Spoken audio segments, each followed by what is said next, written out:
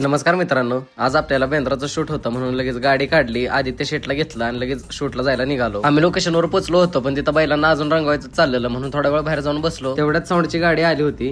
Over acting करता साला, over acting की औलाद. आम्ही बघत होतो तेवढ्यात त्यांनी लगेच साऊंड उघडायला चालू केलं. साऊंडचा सेटअप जोडतच होते तोपर्यंत बैल पण रंगून झाला होता. सेटअप जोडायला आदित्य शेटने बी मदत केली होती. मला तर आता असं वाटलं की तो साऊंड परत जातोय काय. सगळा सेटअप लावून झाल्यावर लगेच साऊंड चेक दिला.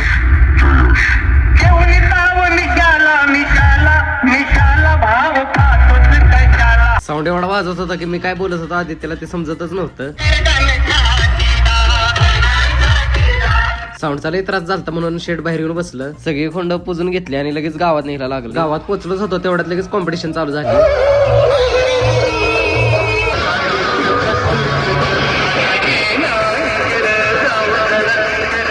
कॉम्पिटिशन एवढ्या जोरात चालू होतं की मला समजत नव्हतं कुठं.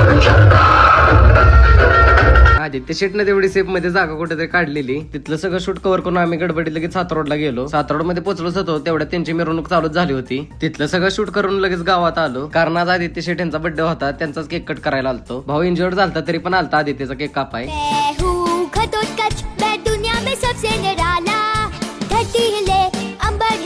आदित्यनं गाणं म्हणावं म्हणून सगळी मागे लागलेली. त्यानं